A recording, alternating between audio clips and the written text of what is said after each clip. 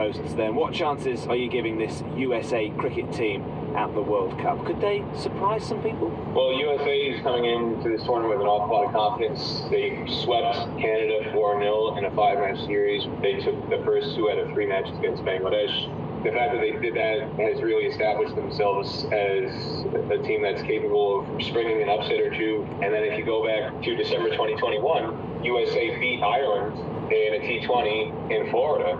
So USA could possibly spring an upset. You never know. They could find a way into Super 8 phase. So, in summary, Peter, it sounds like there's some excitement for this World Cup stateside, but perhaps fair to say cricket fever not quite sweeping the US just yet. Let's just say nobody's getting double jabbed after contracting cricket fever. Well, you're excited at least. Enjoy the tournament. US cricket commentator Peter Della Penna, many thanks for speaking to us on the programme. Thank you, Mike. Appreciate it. And the USA's first match at the Cricket World Cup is in the early hours of Sunday morning against Canada. Quickly, the tips. The Epsom Festival starts today. The Coronation Cup, the first of the big races, offered 3:10. We go with number 3 in that one, Luxembourg, and then the Oaks at 4:30. Our selection is number 8, Secret Satire. Right, thank you. Now, stay back. We are going to rock through time. On BBC iPlayer. This is Ruby. My name is the Doctor. Come on in. Come on! 1963! Is that a monster? There's no such thing as monsters, it's just creatures you haven't met yet. I have the whole universe at my fingertips. So I'd love it if you came with me. Doctor Who, the brand new season. Watch on BBC iPlayer. To the weather, it is a lovely day in Salisbury, where I am this morning, perhaps that it always is for the rest of us. Sunny spells and patchy cloud, cloudier in the east though with patchy rain. So sunny here in London. Maybe you've got to the right place. You're listening to Today on Radio 4 with Justin in Salisbury, Mimi Robinson in the studio in London, and at 25 to 8 here's Jane Sue with us with the news. Donald Trump has become the first former or serving US president to be convicted of criminal charges. A jury in New York found he'd falsified records in relation to hush money payments made to the adult film star Stormy Daniels before the 2016 election. Mr. Trump, who's due to be sentenced in July, said the result was a disgrace. His lawyers said they would try to appeal against the verdict. President Biden's campaign said the result showed no one was above the law. Officials in Washington say President Biden has for the first time given Ukrainian forces permission to use US-supplied weapons to strike back at targets across the border in Russia to defend the city of Kharkiv. Ukraine will only be able to strike Russian military sites near Kharkiv and won't be allowed to fire long-range US missiles deep into Russian territory. Thousands of NHS cancer patients in England are expected to get access to trials of a new type of treatment using personalised vaccines to fight their disease. 30 hospitals so far have signed up to the Cancer Vaccine Launchpad, which is designed to match patients with upcoming trials using mRNA technology. Sir Keir Starmer is due to launch Labour's energy plans at an event in Scotland as part of today's general election campaigning. Labour is pledging to set up a publicly owned company which it says will invest in clean power and drive down energy bills. But the SNP and Conservatives say Labour's plans to stop new oil and gas licences in the North Sea will cost tens of thousands of jobs. A fatal accident inquiry has concluded a woman may have survived if Police Scotland had responded properly to reports of a crashed car. Lamara Bell and John Ewell weren't found for 3 days after the car they were in left the M9 near Stirling in July 2015. Ms. Bell died 4 days later in hospital. Mr. Ewell died at the scene. A trophy awarded to Diego Maradona following the 1986 World Cup will be sold at auction next week after a court in France ruled that the heirs of the late football legend had no right to block its sale. The Golden Ball trophy had been missing for decades before being acquired by an antiques dealer in Paris. 2 minutes to 8 is the time. There were some wobbles on the campaign trail yesterday, the Diane Abbott saga for Labour, and on the Conservative side, the suggestion from an outgoing Conservative MP, Mark Logan, that optimism and fresh ideas would come now from Labour, and he wanted them to win. The Conservatives are talking this morning about antisocial behaviour, promising what they call a 3 strikes and you're outlawed to kick repeat offenders out of social housing. Let us talk to Mel Stride, the Secretary of State for Work and Pensions, who is on the line. Mr. Stride, good morning to you. Good morning, Justin. Just a quick initial thought, because it is the breaking news overnight about Donald Trump, and you are speaking for the government this morning. Does the government regard him any differently now that he is a convicted felon? I think as a member of the government, as a cabinet minister, it wouldn't be appropriate for me to start commenting on internal electoral matters in the United States in the same way that we wouldn't expect someone in my position over there to do in respect of our general election. But other than to clearly say these are very extraordinary events and very extraordinary times. I suppose the issue is that it's judicial rather than electoral, and that potentially now you have someone coming to the presidency who is a convicted felon and who is claiming that the trial process has not been fair. I mean, do we believe, at least does the government believe at least, that trials in America generally are fair? Well, look, these are questions which are trying to lead me into commenting on Donald Trump and whether he should or not be elected as President of the United States, and I'm going to steer well clear of that, if you'll forgive me, Justin. These are matters ultimately, of course, for the American people, and there will be their election in November, and it will be for them to decide without my advice or comment on the matter, I think. Okay, understood. Let's turn to Mark Logan, MP, because he will certainly have a view on him, and he has a view on you and on your party, which was his party until at least recently. For my constituents and the country, he says it's right that we get some stability back into the UK, we get optimism, we get new and fresh ideas, and that, he says, comes from Labour. Well, I'm sad to see Mark go. At the same time, I fundamentally disagree with him, and I thought it was telling, in fact, that the letter that he published to announce his decision did not cite a single Labour policy that had attracted him into taking that decision. And I think therein lies a very big point, and really what lies at the heart of the choice that the British people now have in this general election. We have now taken us through a very difficult economic time. We've got inflation coming down, our real wages rising, and we've got growth going at the fastest rate in the G7 in the last quarter. For one quarter.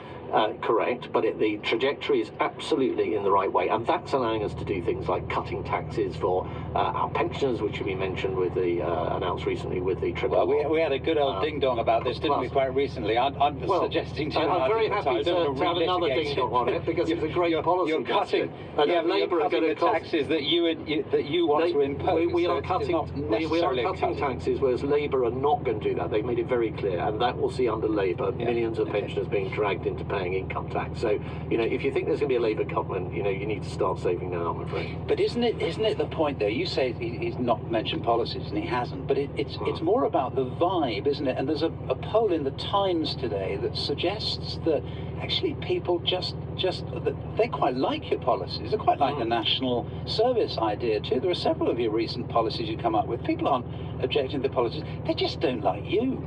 Well, where we are at the moment is we're definitely behind in the polls. We know that. We have been for some time. For a kind of vibe reason, and that's the difficulty. So you come out with these policies, but people have just decided it's not over until election day. The only poll that matters is what happens on the day of the general election. There are a lot of people, I think, who are undecided and now want to really look at what's on offer from the two parties, which, as I say, is a huge amount of progress with a very clear plan under us, which will lead to a better and more secure future for everybody, just financially, but also in terms of where we are in the world, a very uncertain world. Or Keir Starmer has no plan. I mean, you look at the recent things, you look at what they did on VAT. They couldn't tell us whether they were going to not raise VAT until our press office put pressure on them, and suddenly they made policy on the hoof. You look at Diane Abbott, whether she should be allowed to stand or not. You've got Angela Rayner telling Keir Starmer what he should do, and he's not sure what he should do. This is, if Keir Starmer can't kind of sort out Diane Abbott, how's he going to sort out Vladimir Putin?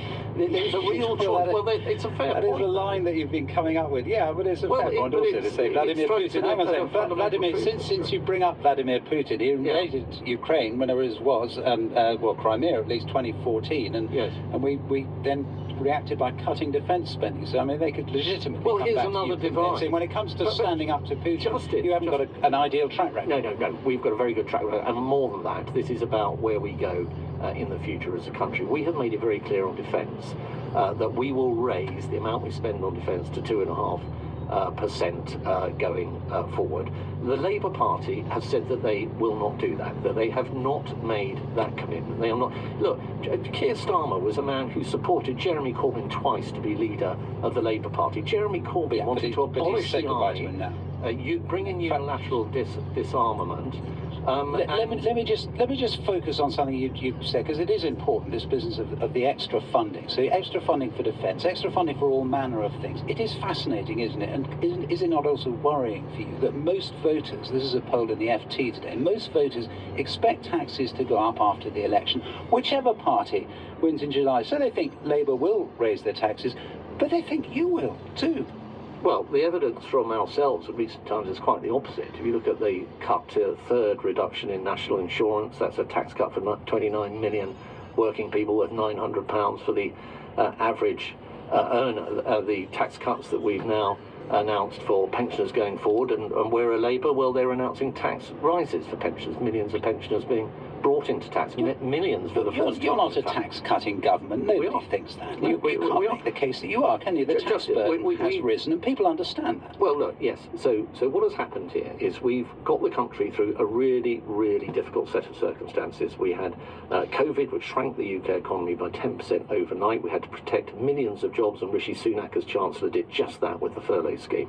We then had inflation that we've had to get down, which peaked at 11%, now down at 2.3%. Now, that has been achieved, but we had to protect people in the meantime. So my department, for example, got out the door billions of pounds of cost of living support for pensioners, for lower income households, for disabled people, to look after the most vulnerable.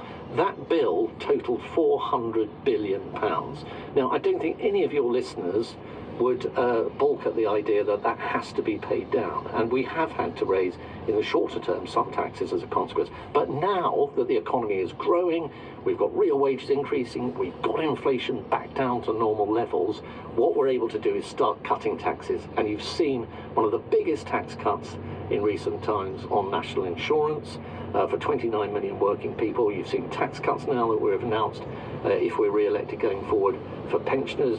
You saw with full expensing, for example, for corporations and businesses up and down the country, the biggest tax cut for business in modern history. Now, we can keep that going, but we can only keep it going if we get the keys to number 10 to do that. And if it's Labour that gets it, I'm afraid there's no plan, and we will go back, I'm afraid, to square one. Okay. Mel Stride, thank you very much. We'll be hearing from Labour after 8. And indeed from the co-leader of the Green Party, Carla Denyer. It's 40 minutes to 8 now. Later on in the programme, we're going to be talking to Paul Whitehouse, the actor River campaigner. We'll hear what campaigners like him want from the parties vying to be the next government. Here in Salisbury, the River Avon, cultural landmark, of course, been popular with visitors for centuries, even appearing in a Constable painting, Salisbury Cathedral from the Meadows. I'm Mike Blackmore, the Director of Operations at Wessex Rivers Trust. We're sat here by the Hampshire Avon, which is probably the world's most important chalk stream. There are 5 tributaries that meet in Salisbury. This part of Wiltshire is absolutely dominated by it. It's always quite a spiritual thing to be sat by a river. Even more so to actually be stood in one, if you get the chance. And we're here today as the Mayfly are hatching off in the middle of one of the big kind of annual events down here. If we stick around long enough, we'll start to see the trout jumping for them. Rivers are this kind of moving, living, breathing thing. I think what I'd like from our politicians is I would like to see the Environment Agency restored back to what it once was. Properly funded regulation. I'd like to see proper investment in our landscape, in nature recovery. We can't make the rivers healthy if we're not making the land around them healthy. And I'd like them to bring together the different people in this discussion rather than being divisive. We need farmers and conservationists and the water companies and everyone else to be communicating and finding common ground and common goals. Divisive politics just means that this will never get fixed. The view there from the riverbank, Paul Whitehouse coming up in just a few minutes' time. extraordinary news about an NHS cancer vaccine. It's being trialled, and we're going to hear from the first man to benefit from it. It is at 12 minutes to 8. Time first, though, for Thought for the Day. The speaker this morning, the Reverend Jane Manfredi. Good morning. All eyes on Rafah. All eyes on war. All eyes on human suffering. All eyes on her phones, all of the time. 46 million pairs of eyes seeing an AI-generated image depicting the words, "All eyes on Rafah," spelled out in a sea of tents, mostly due to being picked up by celebrity accounts with large followings. All eyes were encouraged to see, but in the absence of cleverly curated social media content, what are we not looking at right now? All eyes on Nigeria, where armed men, suspected to be from the militant Islamist group Boko Haram, killing and kidnapping Kuchi villagers. All eyes on Delhi, where the temperature has reached nearly 50 degrees.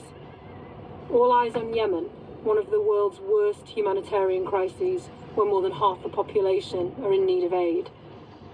All eyes on Ukraine, on Syria, on Sudan, on the suffering and pain happening right here in Britain, right now, every day.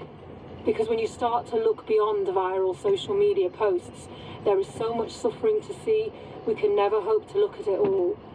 And I, for one, don't have the courage. So I shut my phone down. I stopped looking. Compassion fatigue rapidly sets in, and I turn inwards to look at my own life and the lives of the people around me. Here, in my own community, in the very street where I live, I can be the change I want to see in the world. There is suffering happening near me that nobody sees. I have a tattoo on my wrist that reads El Roi. It's Hebrew, and it means the God who sees. It comes from a story in the book of Genesis about an Egyptian woman who's been enslaved and taken to a foreign land. She flees to the desert, and there God appears to her. She was called Hagar, and she names God as the one who sees her suffering and her humanity when no one else does. No viral words to draw attention to her plight. No, all eyes on Hagar and all women like her. But God saw her pain, and God knew, and God loved. As a woman of faith, when I see so much horror in the world, this hope has to be enough for me. I can't take on the suffering of the world because I'm not strong enough to carry it. This isn't about willfully turning my face away from the pain of others. It's about trusting that when I don't have the strength to see, God is always looking. That was Thought for the Day with Jane Manfredi. It is now 9 minutes to 8. A vaccine to combat cancer. It's no longer a fantasy. It is, in fact, a treatment which is being trialled on thousands of NHS cancer patients in England. The jabs, to be clear, are not to prevent the disease, but to help treat it once someone's been diagnosed by priming the immune system to recognise and destroy any remaining cancer cells after surgery, chemotherapy or radiotherapy, and to reduce the risk of the disease recurring. We can talk to the first man to have one of these jabs. They're similar to the mRNA type jabs that we now get for COVID. He is Elliot Feather, 55 years old, has been battling with colon cancer. Good morning to you. Good morning. Well, you've had surgery, you've had chemo, and now this trial vaccine. What does that involve for you, Mr. Feather? Yes, I was excited to be nominated. Again, this was a random selection to be part and parcel of this medical advancement, which is a personalized cancer treatment. So, in a way, the way it works is instead of having a generic treatment, this one would be personalized cancer treatment. If it's successful, then it will save millions of people globally. Which is incredibly exciting to be part of. And for you, it just involves the odd jab, does it?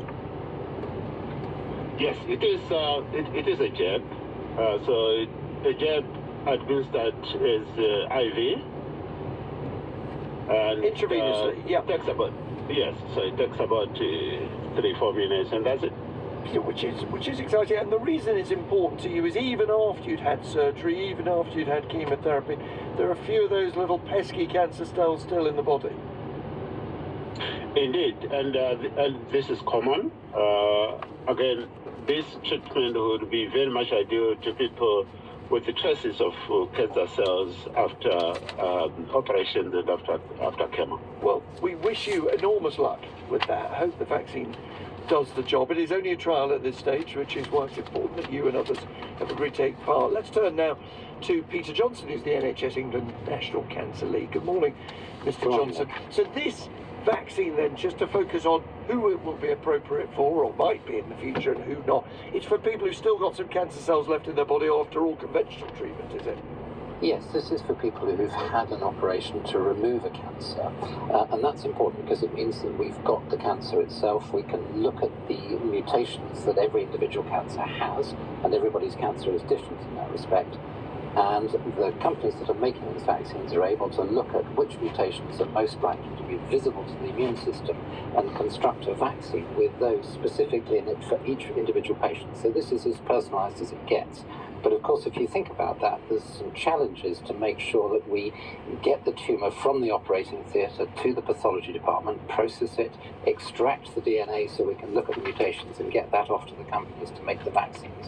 And what the NHS is doing is making sure that we're removing as many barriers as possible and making this process as streamlined as we can, firstly so that we can do the trials as quickly as possible and offer this to people in hospitals up and down the country, and secondly, very importantly, if the trials do work out, and we do need to do this on a routine basis, that we've got the systems in place to be able to deliver it, because it's obviously significantly more complicated than what we normally do with people's cancers. And does complicated mean costly? If you're having to make personalised vaccines, not you, but the company providing them, and the NHS is having to do that sort of DNA processing for each individual tumour and each cancer patient, is that going to be a very expensive way to treat people? Well, as we do more of it, it'll get cheaper. But to begin with, yes, we do. And we've needed to put some resource, particularly into pathology departments where tumours are processed in hospitals, because we know that we really need to make sure that we can process these things as quickly and effectively as possible to make sure that we can get the vaccines back to people in time so that when they've finished their normal treatment, they recover from their operation and so forth.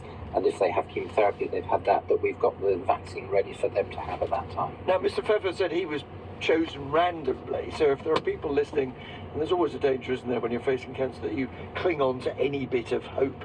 Presumably this is not something people can volunteer for, and it's going to take some, years before you know whether this is effective in a treatment that will be given routinely. Yes, what we've set up with the cancer vaccine launchpad in the NHS is to try and make it possible for people in as many hospitals as possible to take part in these trials. The trials usually take place in a relatively small number of places, but what we wanted to do was make sure we've got the systems in place in many hospitals, and we've got 30 already, and we're bringing more on all the time, so that if people are having their bowel cancer operations there, then we can help them to take part in the trial if that's something they'd like to do. And what we're hoping is that other types of cancer will be coming along. We've got plans in place for a number of different cancer types over the next months and years. So just a last thought, which other cancer types are you hoping you might be able to treat in this way? Well, the ones that seem to be quite visible to the immune system, things like lung cancer, bladder cancer, some types of breast cancer, and a number of different types. The ones for which we've seen immune treatments are effective over the last 10 years or so, those are the ones where we're most optimistic and where we're going to think about targeting these vaccine trials. Peter Johnson, exciting news there. NHS England National Cancer Lead, and particularly exciting for Elliot Pfeffer, who we heard from, who's the first person to have this cancer vaccine. 3 minutes to 8 to the weather, crystals. And the weather's cheering up today. High pressure is with us just to the west of the UK, influencing the weather, and for most of Scotland, western areas of the weather will be largely dry.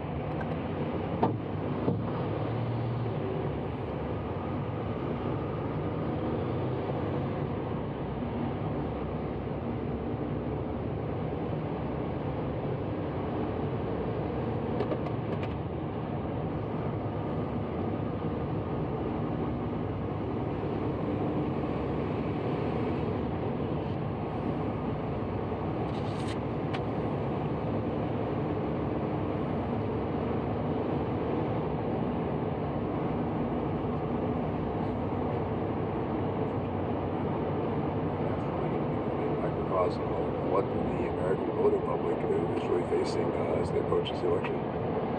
Officials in Washington say President Biden has for the first time given Ukrainian forces permission to use US-supplied weapons to strike military targets across the border in Russia, specifically to defend the embattled city of Kharkiv. Ukrainian officials said 4 people were killed in Russian attacks on Kharkiv overnight. From Kiev, here's our correspondent Jean Mackenzie. Over the past few days, a growing number of European countries have given Ukraine permission to use their weapons to strike Russia. But the US is by far the biggest supplier of military aid, meaning Mr. Biden's is the voice that matters. President Zelensky has been arguing his troops are fighting with one hand behind their backs as they have to watch Russian forces mount attacks from across the border, unable to respond until the bombs and missiles enter Ukrainian territory.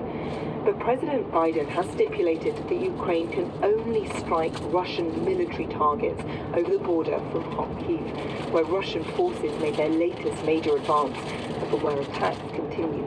They cannot fire US long-range missiles deep into Russian territory. Mr. Biden is having to weigh up on one hand his support for Ukraine, while on the other wanting to avoid a bigger conflict with Russia.